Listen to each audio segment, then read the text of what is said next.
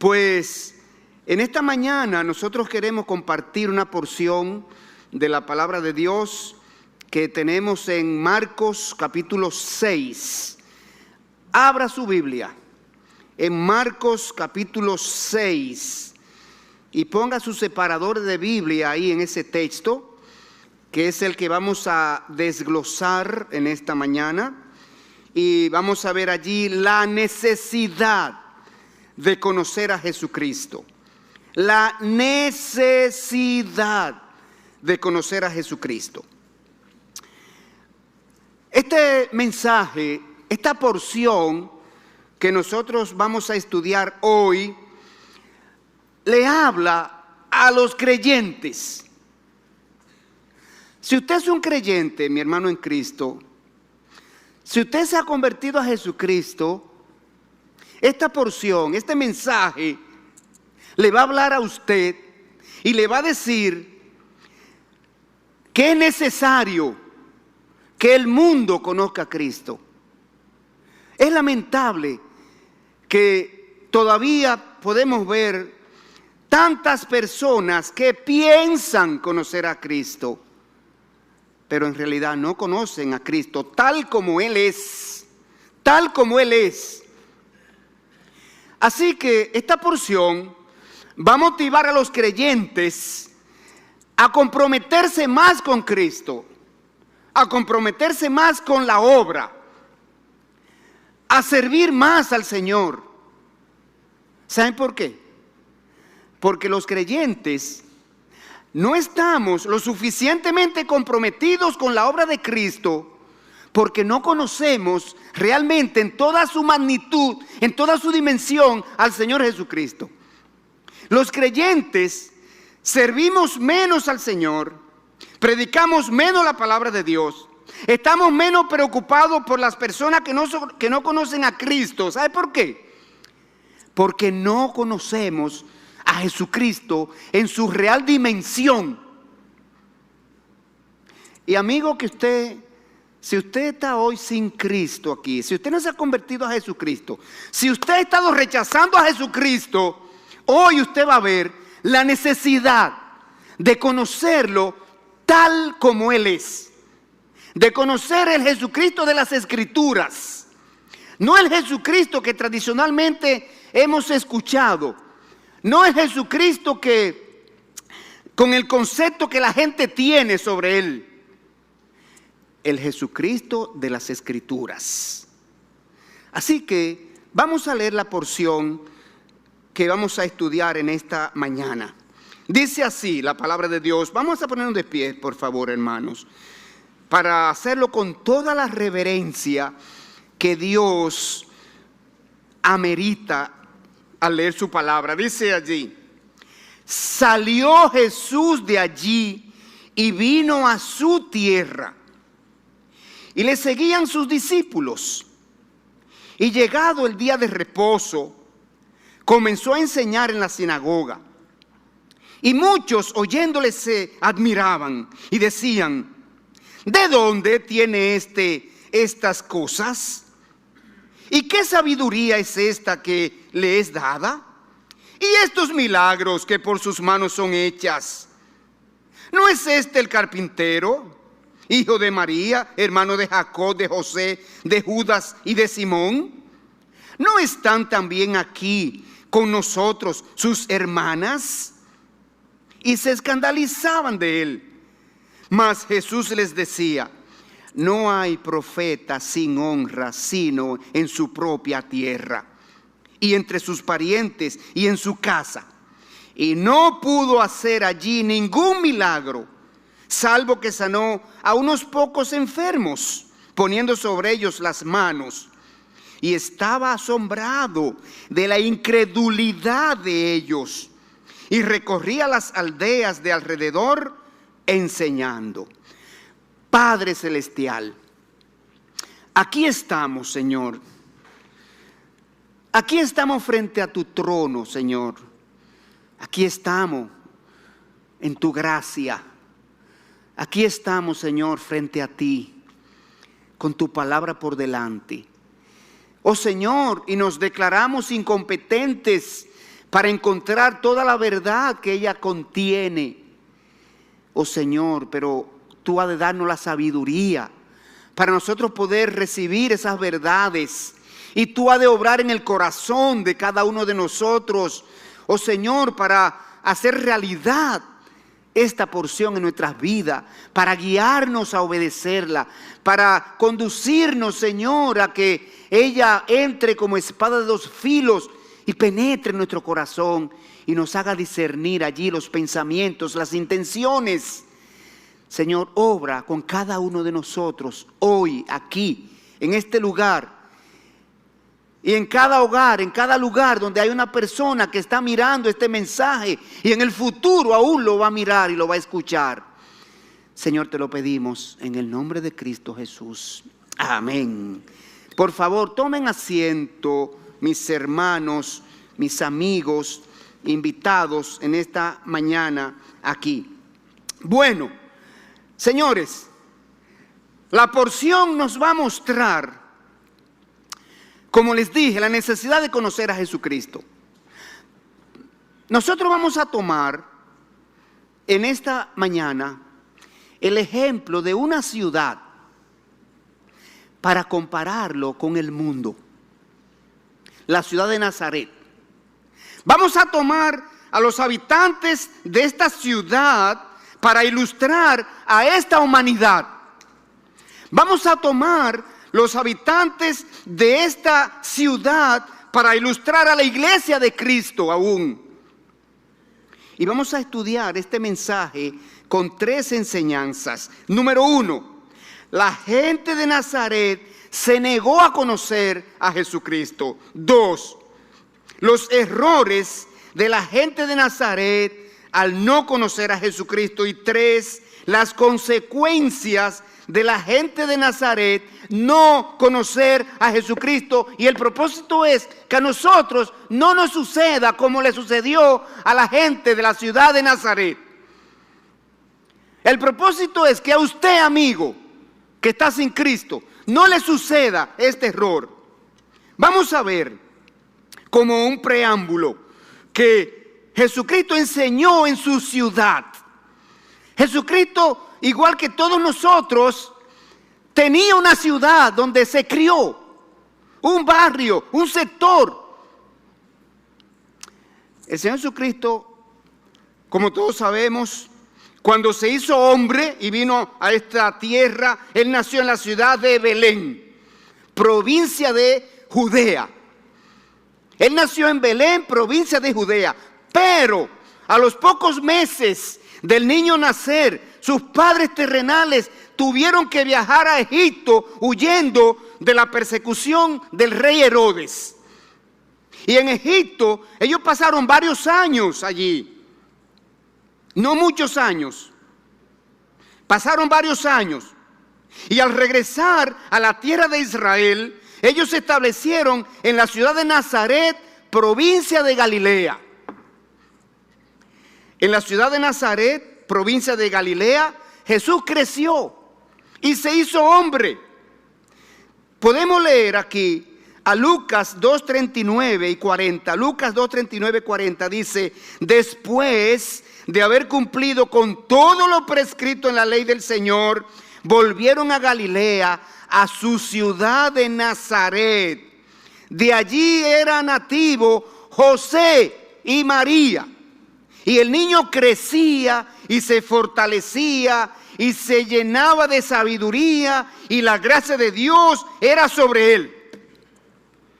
Al cumplir los 30 años, el Señor Jesucristo viajó a la provincia de Judea para ser bautizado por Juan el Bautista en el Jordán. Pero él regresó de nuevo a la provincia de Galilea para iniciar su ministerio. El Señor Jesucristo lanzó su ministerio en Galilea. Mire cómo dice Lucas 4. Vaya conmigo a Lucas 4, pero deje su marcador en Marcos, que es nuestra porción de hoy.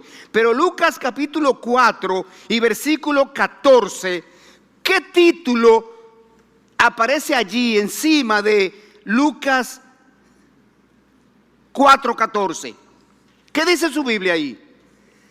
Jesús principia su ministerio. El Señor lanzó su ministerio en la provincia de Galilea. Mire el versículo, lo vamos a leer, 4, 14 y 15. Y Jesús volvió en el poder del Espíritu a Galilea. En el poder del Espíritu. ¿De dónde venía Jesús? Del bautismo. Chócala ahí.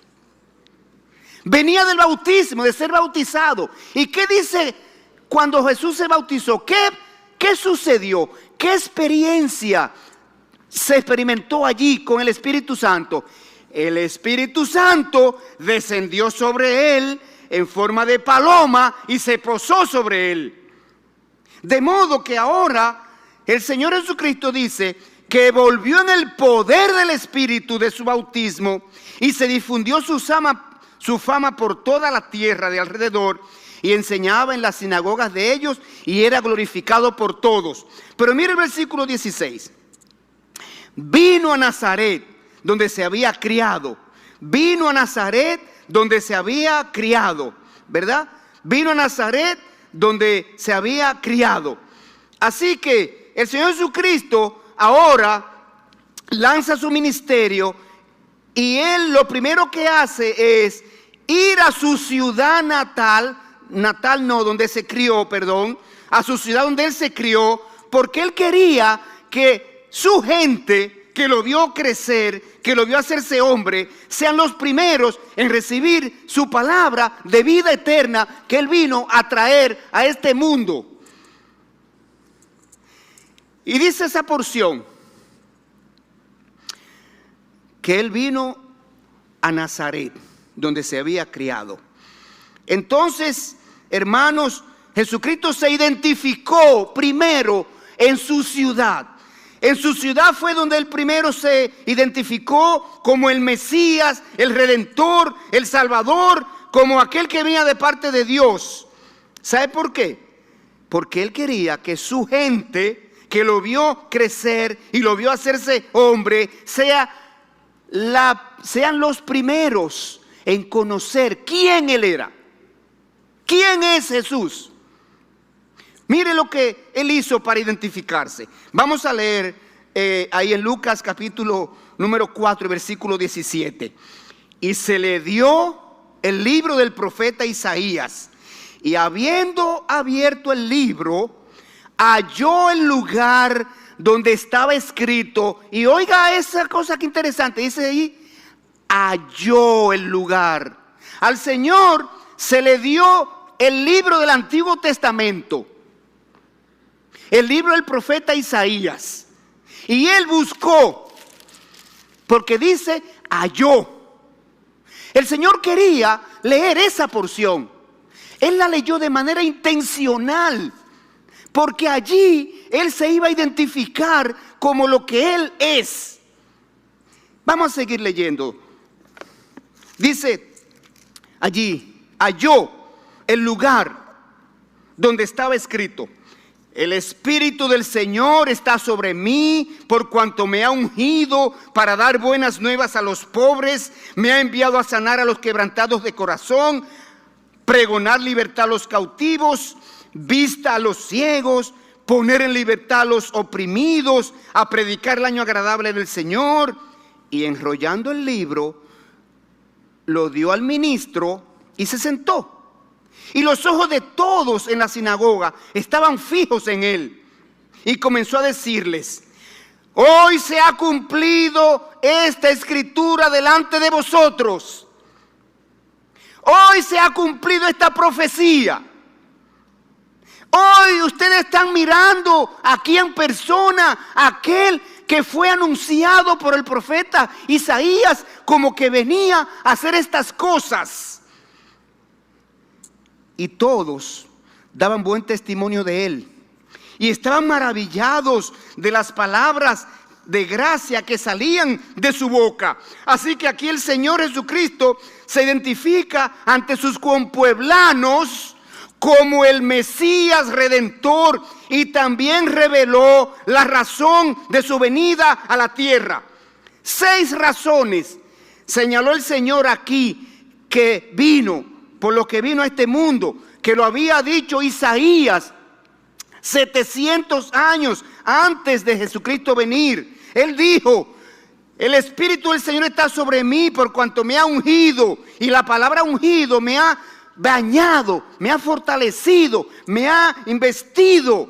Dice, primero para dar buenas nuevas a los pobres. Los pobres de espíritus recibían buenas noticias. Ya no tiene que morir condenado en el infierno por causa del pecado. Ya llegó Jesucristo, el Mesías. ¿Qué más dice que vino a hacer? Vino a pregonar libertad a los cautivos. Tú eres cautivo de un vicio, de un mal hábito. Eres cautivo de tu propia persona. Eres cautivo de alguna situación que te tiene encadenado. Él vino a libertarte. Mire qué más dice él que vino a hacer aquí: a predicar el año agradable del Señor. El año agradable del Señor, el momento en que nosotros podemos ser salvos. Hoy es el día de salvación, el día que tú escuchas las palabras de Dios, el día que tú escuchas sobre Jesucristo, el día que tú escuchas que el pecado te ha condenado al infierno, pero hay un Salvador que quiere salvarte, y es Jesucristo. Mire qué más vino a hacer el Señor. Dice allí también: vino a dar vista a los ciegos. Si tú estás ciego espiritualmente, Jesucristo vino a darte vista para que veas el camino de salvación. Si tú has estado buscando salvación en medios equivocados, si tú no has sabido que Jesucristo es el camino, la verdad y la vida, Él vino a darte luz, porque Él dice: yo soy la luz del mundo. El que me sigue no andará en tinieblas. Pero miren qué más Él vino a hacer. Todavía nos quedan 3 cosas. Él dice que vino a poner en libertad a los oprimidos. Ya lo vimos. Él vino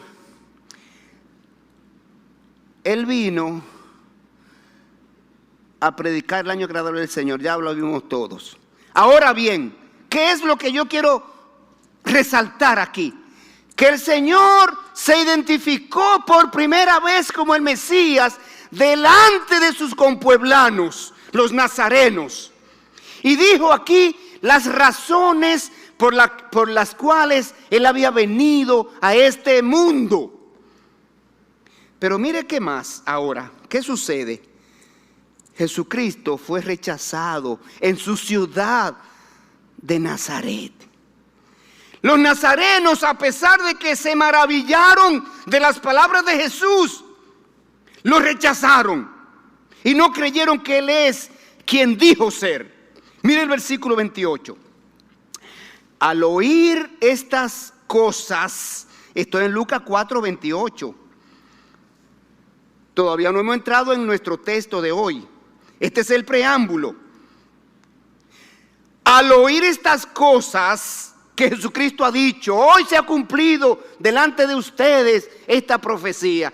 Al oír estas cosas, todos en la sinagoga se llenaron de ira y levantándose le echaron fuera de la ciudad y le llevaron hasta la cumbre del monte sobre el cual estaba edificada la ciudad de ellos, para despeñarle.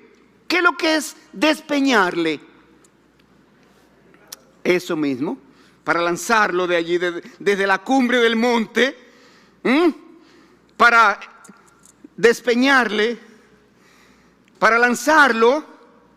Pero, dice el versículo 30, Él pasó por medio de ellos y se fue. De modo que los nazarenos vieron a Jesús hacer milagros para mostrar evidencias de que venía de parte de Dios. Sin embargo, se rehusaron creer en Él como el Mesías redentor espiritual de Dios. Amigo presente, Jesucristo quiere salvar tu alma. Jesucristo quiere que tú lo aceptes como Señor y Salvador. Así como Él quería que su gente de Nazaret lo conociera tal cual Él es. Él quería presentar sus palabras de salvación primero a su gente. Y ellos perdieron esa oportunidad. Y yo te pregunto a ti, amigo sin Cristo, ¿cuántas oportunidades has tenido tú de conocer a Jesucristo como Él es en verdad en las Escrituras? En la mañana de hoy, yo te quiero invitar a que no lo rechaces de nuevo, porque tú no sabes cuántas oportunidades más vas a tener de conocer a Jesucristo, de modo que no desaproveche esta vez más. Y vamos ahora a entrar en nuestra porción de Marcos 6, donde vamos a ver los errores de la gente de Nazaret al negarse a conocer a Jesucristo. Vaya ahora conmigo a Marcos 6, versículo 1 al 6, donde vamos a ver los errores de la gente de Nazaret no conocer a Jesucristo. Y el primer error es que menospreciaron su capacidad y su autoridad para salvar.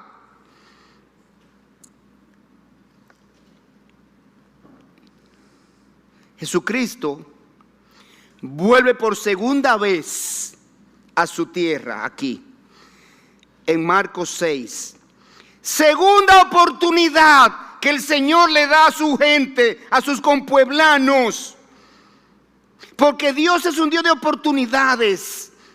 A pesar de que algunas personas lo rechazan y lo rechazan y lo rechazan, el Señor sigue insistiendo, sigue hablándole, sigue llegando a ellos, sigue persiguiéndolo, sigue acercándose a ellos, porque el Señor quiere salvar. El Señor se goza en salvar. Tito capítulo 2 dice: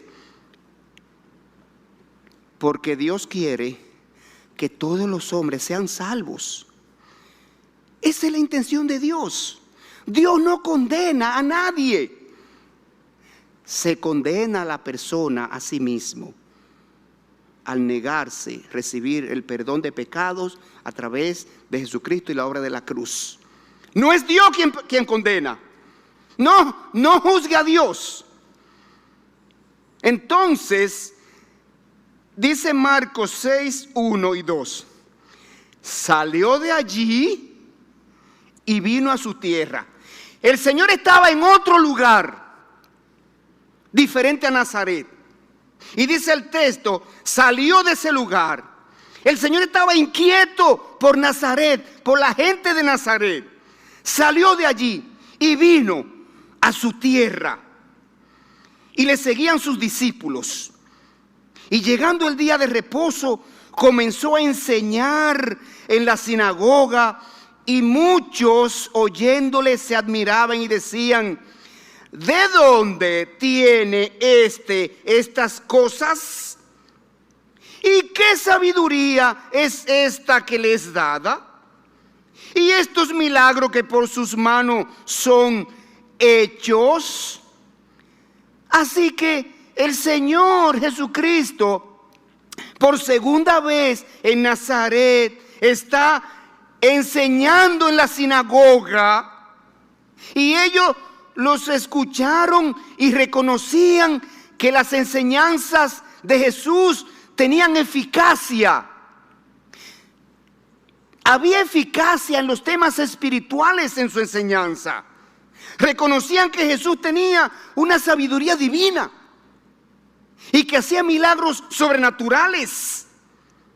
Pero a pesar de eso, la gente de su pueblo Nazaret no reconocieron la autoridad de su palabra.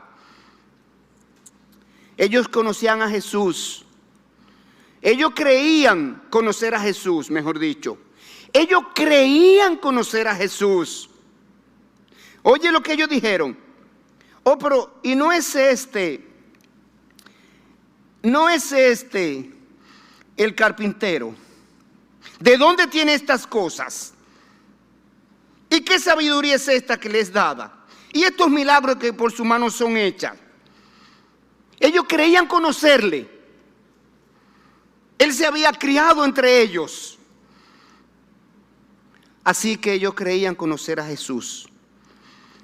Ellos creían conocer a Jesús. Pero el concepto ligero y errado que tenían de Él no les permitían aceptar su mensaje. Y quizás usted, que no se ha convertido a Cristo, usted cree conocer a Jesús. O si usted sabe que Jesús vino al mundo y fue crucificado en una cruz.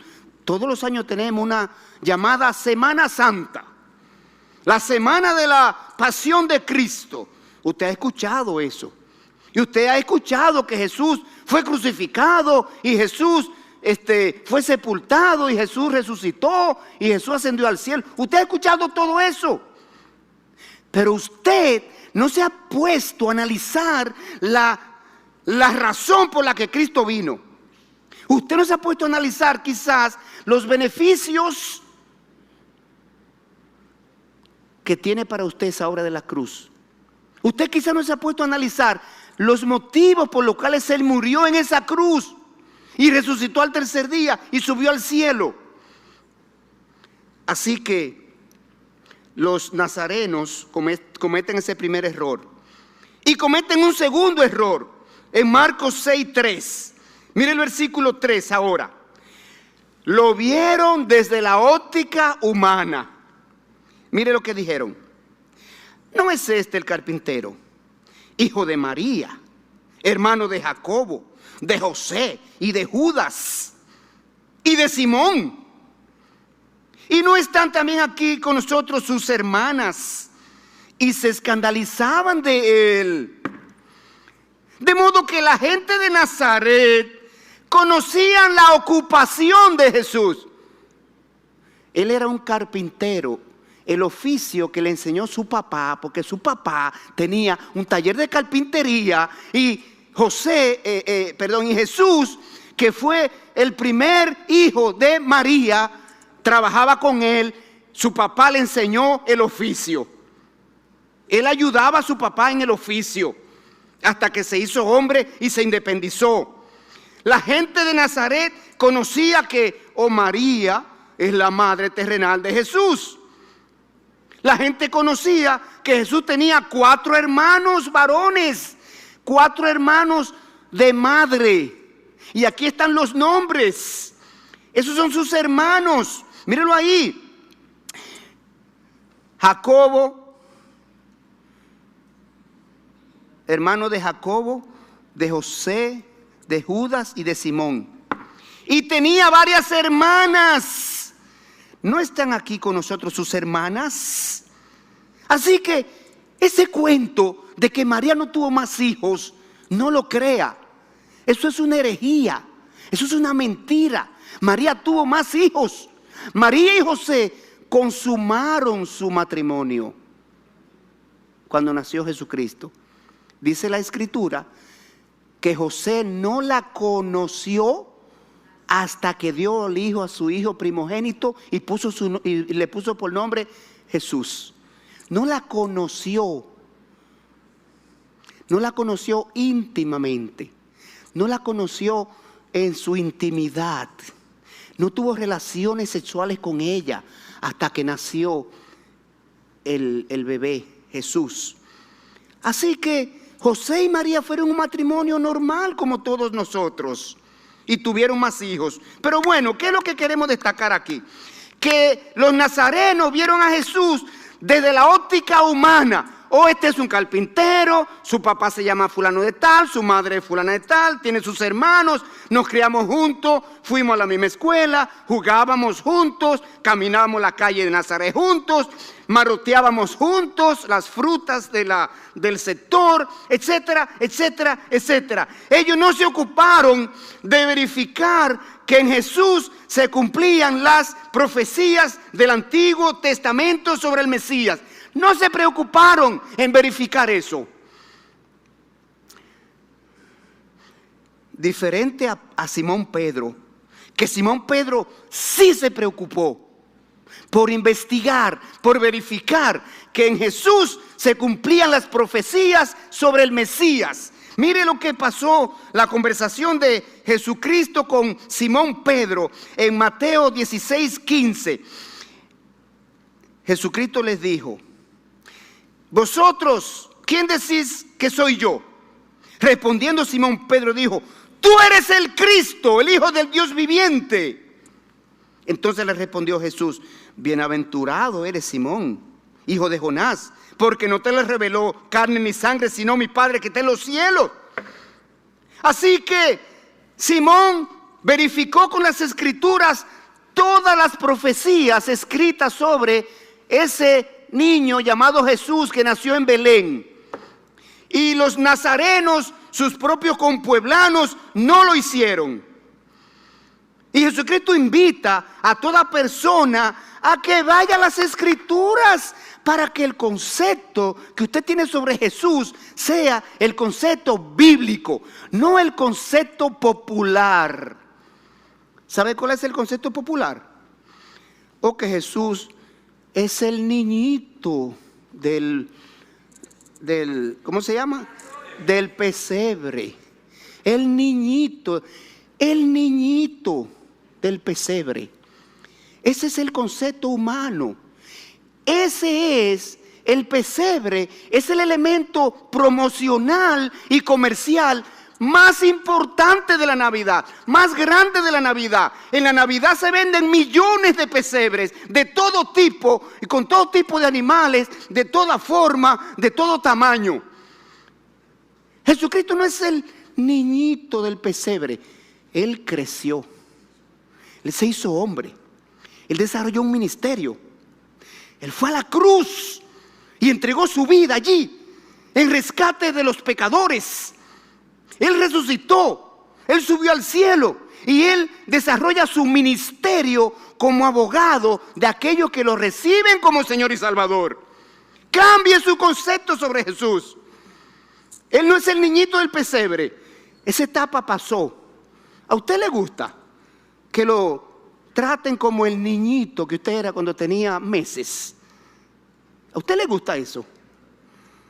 Entonces, indiscutiblemente que da pena que hay tanta gente que todavía tiene su mente en la niñez, en la infancia de Jesús. Él es el niñito que está sujeto a su madre. Ese es el concepto popular. Mire lo que Jesucristo dice, para que la gente cambie ese concepto sobre Él y lo mire como el Salvador, el Redentor, aquel que vino y puso su vida en rescate de nosotros los pecadores. Él dice en Juan 5:39, escudriñad las Escrituras, porque a vosotros os parece que en ellas tenéis la vida eterna, y ellas son las que dan testimonio de mí.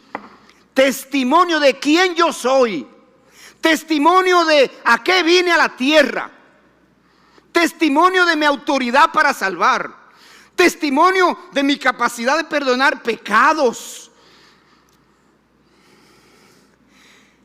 Y punto 3 de este mensaje.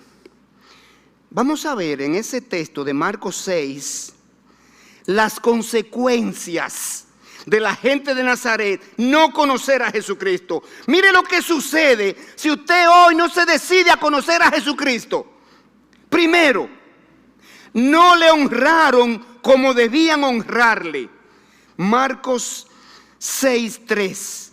Oiga, cuando la gente dijo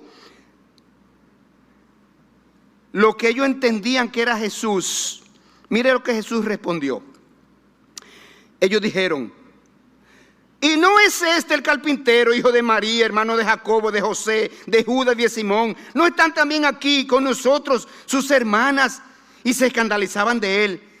Mas Jesús les decía: oiga, esto para Jesús fue una ofensa. Esto para Jesús fue una deshonra. Porque Jesús está tratando temas espirituales, temas eternos, temas celestiales con la gente de su pueblo, y ellos se van a lo terrenal, a lo humano. Y él se enfadó con eso. Le dijo: No hay profeta sin honra, sino en su propia tierra y entre sus parientes y en su casa. Y esto es una verdad, mi hermano. ¿Cuántas veces probablemente usted no le ha predicado a su papá, a su mamá, a sus hermanos, a sus vecinos, a sus tíos, a sus primos, a sus sobrinos, etcétera, etcétera? Y ellos, mire, ni caso le hacen. No. Porque no hay profeta sin honra, sino en su propia casa. Y viene uno de fuera y le oyen más. ¿Cuántas veces usted como papá no le da un consejo a su hijo y le dice: mi hijo, mire, esto no te conviene por esto, esto, esto y lo otro? Y el hijo ni caso le hace. Y viene un tío, un vecino, un maestro, un desconocido, y le dice lo mismo. Oh, sí, tienes razón. No hay profeta sin honra, sino en su propia casa. Eso es lo que el Señor está diciendo aquí. Mis parientes no me honran como lo que soy. Así que lo importante nosotros ver aquí es que Jesús dijo que un servidor, un mensajero, un portavoz de Dios difícilmente es creído en su propia tierra. Jesucristo mismo declaró que honrarlo a Él es honrar a Dios Padre. En Juan 5:21, Él dijo: porque como el Padre levanta a los muertos y les da vida, así también el Hijo a los que quiere da vida. Porque el Padre a nadie juzga, sino que todo juicio dio al Hijo, para que todos honren al Hijo como honran al Padre. El que no honra al Hijo, no honra al Padre que le envió. Así que, a pesar de que Jesucristo no fue honrado en Nazaret, Él continuó adelante con su misión. Mira, hermano creyente, oye bien, hermano creyente, no te preocupes si no te reconocen ni te honran entre tu familia, si no valoran tu testimonio entre tu familia. No te preocupes, sigue adelante.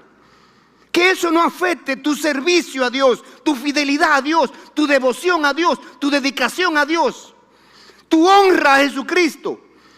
No te preocupes que te digan fanático. Ay, qué fanático tú te has vuelto. Pero la gente, todo el mundo es fanático, o del Licey, o del Escogido, o de las Águilas, o las Estrellas, o de los Toros, o de los Gigantes. O son fanáticos de los Bulls de Chicago, son fanáticos de un equipo de Grande Liga. Todo el mundo no es fanático. ¿Es fanático de algo? No importa que digan que tú eres fanático de Jesucristo. Gloria a Dios si tú eres fanático de Jesucristo. Hoy la gente no es fanático de Danilo Medina, de Luis Abinader, de Leonel Fernández, de Hipólito Mejía. Y no le importa que le digan fanático de un hombre terrenal, un político, un mentiroso, porque los que más hablan mentiras son los políticos. Pero si uno es seguidor de Jesucristo, ay, y este fanatismo, ay, señores, no le haga caso a eso, siga adelante. Ahora, vamos a seguir mirando aquí. En el versículo número 5 de Marcos capítulo 6, segundo gran error de los nazarenos: no dieron a Jesucristo oportunidad de que Él actúe en la vida de ellos. Mire esto: si usted rechaza a Jesucristo, usted no le está dando la oportunidad de que Él obre en su vida, de que Él actúe en su vida. Mire lo que pasó, debido a que, bueno, si me rechazan, mire lo que Jesucristo hizo. Mire lo que se dio aquí, versículo 5. Y no pudo hacer allí ningún milagro, salvo que sanó a unos pocos enfermos poniendo sobre ellos las manos. Jesucristo quería obrar en la vida de ellos, quería salvarles, quería hacerlos ciudadanos del cielo, quería hacerlos parte de la obra de Dios aquí en la tierra, pero ellos no se lo permitieron. Y hermanos y amigos presentes, Jesucristo quiere hacerlo a usted parte de su obra aquí en la tierra. Jesucristo quiere transformarlo. Jesucristo quiere salvarlo. Jesucristo quiere darle herencia celestial. Jesucristo quiere cambiar tu vida. Dale oportunidad a que lo haga. 2 Corintios 5:17 muestra el efecto de una persona aceptar, creer en Jesucristo. Ese es un texto que nos sabemos todos nosotros. De modo que si alguno está en Cristo, ¿qué sucede? Nueva criatura es. ¿Cuál es el efecto? Las cosas viejas pasaron y aquí todas son hechas nuevas. ¿Quieres una nueva vida? ¿Quieres un nuevo comienzo? ¿Quieres poner una etapa diferente en tu vida?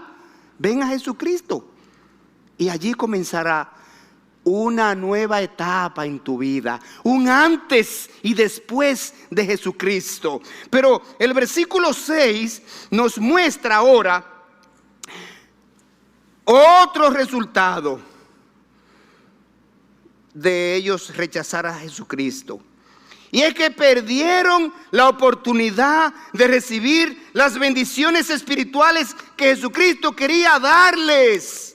Mire, dice el versículo 6, Jesucristo estaba asombrado de la incredulidad de ellos y recorría las aldeas de alrededor enseñando. ¿Qué es lo que significa ese versículo 6? Que el Señor Jesucristo se asombró del nivel de incredulidad que había en su propio pueblo, entre sus compueblanos, entre su gente, entre sus hermanos, entre sus hermanas. Y dice, se fue a las localidades vecinas a enseñar. Recorría las aldeas de alrededor. Jesucristo venía a los sectores circundantes y trabajaba allí y hacía señales, milagros, prodigios y grandes obras y salvaba gente y transformaba gente. Pero en Nazaret Él no volvió. Él fue 2 veces y fue rechazado las 2 veces. Entonces Jesús pudo haber entregado más bendiciones espirituales a sus compueblanos, pero no pudo hacerlo por el orgullo, por la incredulidad, por las tradiciones que ellos tenían entre la cabeza, por la manera equivocada como ellos veían a Jesús. Y yo te pregunto, hermano, sin Cristo, ¿cómo tú ves a Jesucristo? ¿Quién entiendes tú que es Jesucristo? Y no hizo allí muchos milagros a causa de la incredulidad de ellos. Yo quiero enseñarte, para concluir, lo que significa conocer a Jesucristo. Porque la palabra, Dios se aseguró de que las Escrituras mostrasen quién es Jesucristo. Y por eso Jesucristo dijo, escudriñad las Escrituras, porque ellas son las que dan testimonio de mí. Tú tienes que conocer a Jesucristo como Dios dice que Él es, no como la gente cree y dice por tradición que es Él. Yo te voy a decir aquí 7 cosas así rápidamente sobre lo que significa conocer a Jesucristo en verdad como Él es. Mira, conocer a Jesucristo significa llegar a tener una relación personal con Él, aceptándolo como el Señor y Salvador de tu alma. Y aquellos que aceptan a Jesucristo como Señor y Salvador entran en su redil para ser conocidos por Jesucristo. Conocer a Jesucristo es ser una oveja de su redil. Eso es conocer a Jesucristo. Mira como el mismo Jesucristo lo dijo en Juan 14:10. Él dijo: yo soy el buen pastor y conozco mis ovejas, y las mías me conocen. Así como el Padre me conoce y yo conozco al Padre, y pongo mi vida por las ovejas. Y dijo en el versículo 27: mis ovejas oyen mi voz, y yo las conozco y me siguen. Y yo les doy vida eterna y no perecerán jamás, ni nadie las arrebatará de mi mano. Mi Padre que me las dio es mayor que todos, y nadie las puede arrebatar de la mano de mi Padre. Yo y el Padre, uno somos. Eso es conocer a Jesucristo, ser una oveja de su redil. Pero mira qué cosa más interesante también. En Juan 14:6, conocer a Jesucristo es conocer a Dios Padre. Él mismo lo dijo. En Juan 14:6 dijo: si me conociereis, también a mi Padre conoceríais, y desde ahora le conocéis y le habéis visto. Si me ha visto a mí, has visto al Padre. ¿Por qué? Porque las Escrituras dicen: a Dios nunca nadie lo vio jamás. El unigénito Hijo del Padre el unigénito Hijo que está en el seno del Padre, Él le ha dado a conocer. Jesucristo es que da a conocer a Dios Padre. Pero número 3, conocer a Jesucristo es verlo como el juez celestial. Toda persona, cuando parta de este mundo, un día deberá presentarse ante Jesucristo a rendir cuenta de lo que hizo en esta tierra. Los que reconocen a Jesucristo como Señor y Salvador serán recompensados. Quienes lo rechazan como Salvador serán condenados por sus propios pecados. Juan 5:21 dijo: porque como el Padre levanta a los muertos y les da vida, así también el Hijo a los que quiere da vida. Él es el juez celestial, pero Él debe ser reconocido como el único camino para llegar al cielo. Tanta gente que tiene su fe puesto en medios equivocados para ser salvo. Medios equivocados. Filosofías, religiones, tradiciones, teorías humanas, rituales, buenas obras, etcétera, etcétera, etcétera, etcétera, etcétera. Jesucristo debe ser conocido como el único mediador entre Dios y los hombres. 1 Timoteo 2:5 dice: porque hay un solo Dios y un solo mediador entre Dios y los hombres, Jesucristo hombre, el cual se dio a sí mismo en rescate por todos, de lo cual se dio testimonio a su debido tiempo. Jesucristo debe ser conocido como el único en quien podemos ser salvos. Hechos 4:11. Este Jesús es la piedra reprobada por vosotros los edificadores, la cual ha venido a ser cabeza del ángulo, y en ningún otro hay salvación, porque no hay otro nombre bajo el cielo dado a los hombres en quien podamos ser salvos. Señores, todavía tengo como 5 o 6 más, pero no lo voy a leer por asunto de tiempo, porque quiero pasar a los beneficios de conocer a Jesucristo. Conocer a Jesucristo es tenerlo como Señor de tu vida y Salvador de tu alma. Tener a Jesucristo es tener la vida eterna. Oiga como dice las Escrituras en Juan 5:11. Dice, oiga esto, Juan 5:11 y 12. Primera de Juan 5:11 y 12. Y este es el testimonio que Dios nos ha dado, vida eterna. Y esta vida está en su Hijo. El que tiene al Hijo tiene la vida. El que no tiene al Hijo no tiene la vida. Si tú no tienes al Hijo, si tú no estás en el Hijo, si tú no has aceptado al Hijo, si tú no has reconocido al Hijo como el Salvador, tú no tienes la vida. Eso es lo que dice Dios. Entonces, es lamentable que tanta gente está buscando la vida eterna en medios equivocados. Es penoso ver que en el mundo hay tantas personas que tienen su confianza para salvación en otros medios distintos a Jesucristo. Las religiones tienen ceremonias, pero no tienen a Cristo. Las religiones tienen rituales, pero no tienen a Cristo. Las religiones tienen santos y tienen vírgenes, pero no tienen a Cristo. Las religiones tienen hombres que la gobiernan y las dirigen, pero no tienen a Cristo. Si quieres ser salvo, tienes que poner tu mirada y tu confianza para la salvación en Jesucristo. Entonces, amigo aquí presente, no permitas que las enseñanzas y creencias tradicionales te cieguen a la verdad sobre quién es Jesucristo. Tienes que ver a Jesucristo como lo que en realidad es. Él es Dios encarnado. Él es el juez celestial. Él es el único camino a llegar al cielo.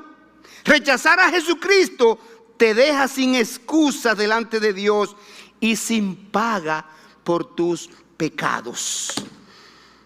Hermanos, aquí presente, hermanos que nos escuchan por las redes, si tú eres un cristiano, necesitas asegurarte de que tienes el concepto apropiado y correcto sobre quién es Jesucristo.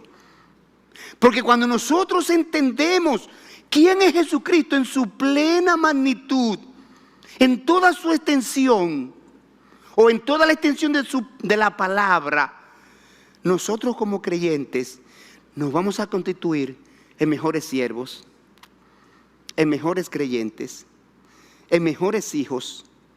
Nosotros entonces vamos a mejorar nuestra vida de devoción, nuestra vida de adoración, nuestra vida de alabanza, nuestra vida de reverencia, nuestra vida de dedicación, nuestro compromiso con Cristo y su obra aquí en la tierra.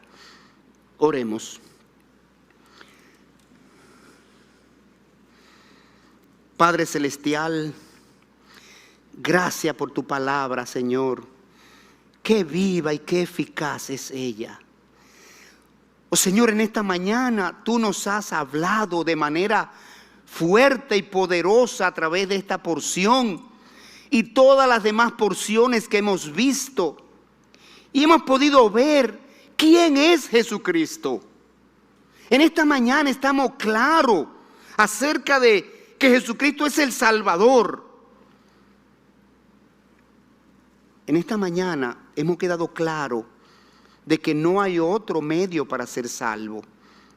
Ahora, Señor, yo quiero pedirte que tú trabajes en los corazones, Señor, y haga la obra de transformación en cada uno.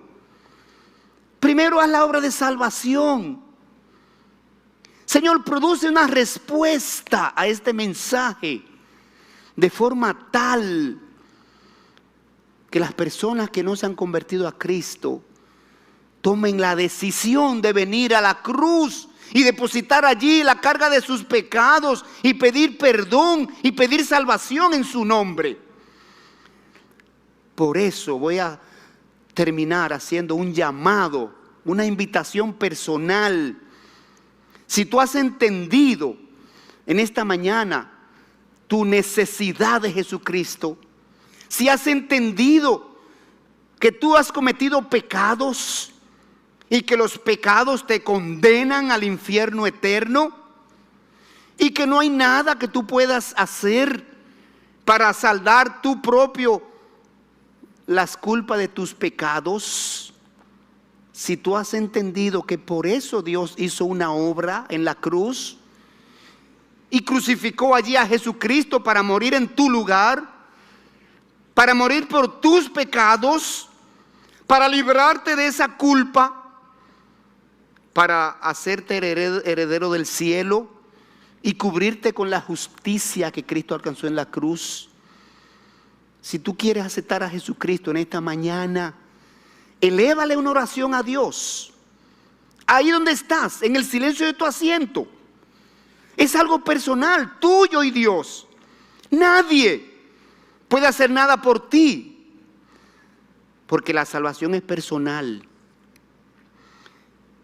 Dile a Dios en oración, con un corazón humilde, arrepentido, dolido de haber pecado y de haber rechazado a Cristo tantas veces. Dile: Padre Celestial, en esta mañana yo he comprendido mi necesidad de Jesucristo, porque he pecado contra ti y el pecado me condena al infierno por la eternidad. Y yo quiero, Señor, ser librado del infierno. Por eso te pido perdón por mis pecados.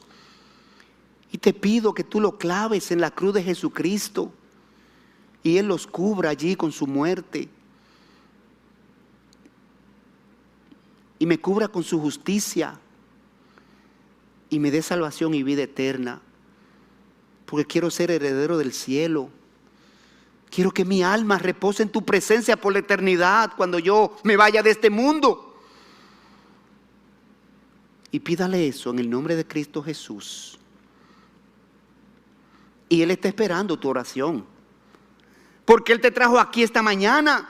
Él te tiene ahí delante de tu televisor, delante de tu dispositivo electrónico, escuchando esta prédica, porque Dios quiere obrar salvación en ti en esta mañana.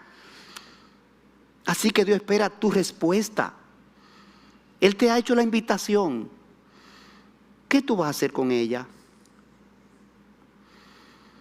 El deseo de Dios es que tú respondas positivamente.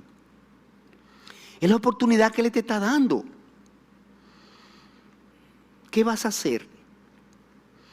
Él espera por tu oración.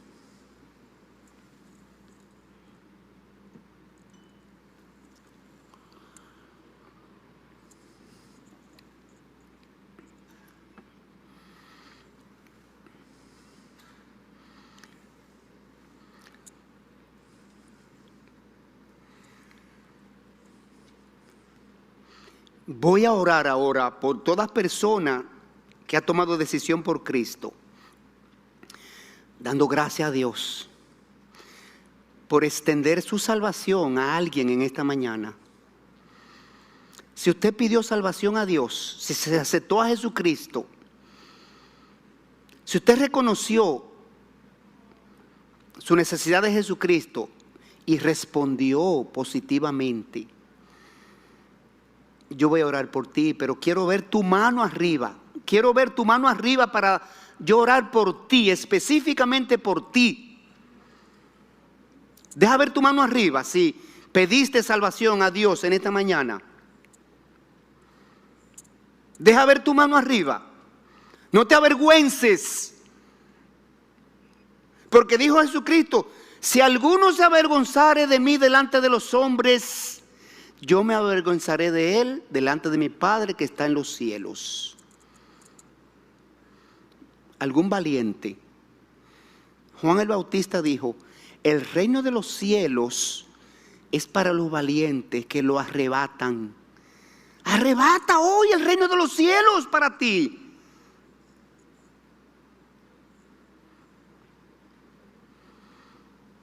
Recíbelo. Dios te lo está ofreciendo.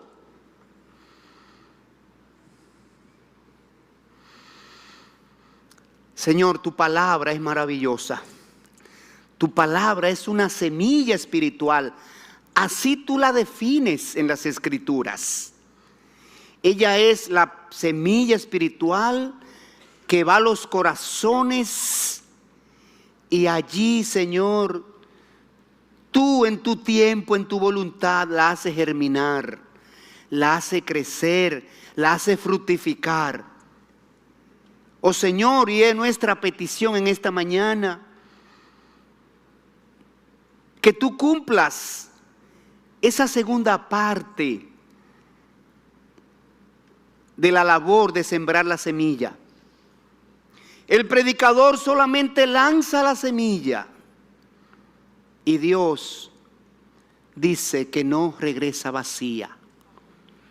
Que esa semilla Él la preserva allí en el corazón y en su tiempo Él se mantiene limpiando ese corazón, se mantiene mojando esa semilla, se mantiene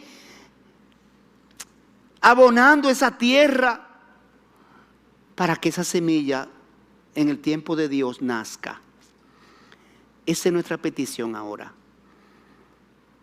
Que el Señor complete su obra en cada persona que ha escuchado este mensaje y no ha tomado en este momento una decisión.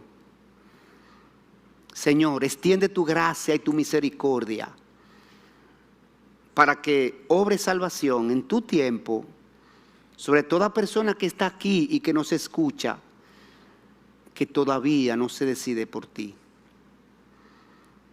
Te lo pedimos en el nombre de Jesucristo, nuestro Señor y Salvador.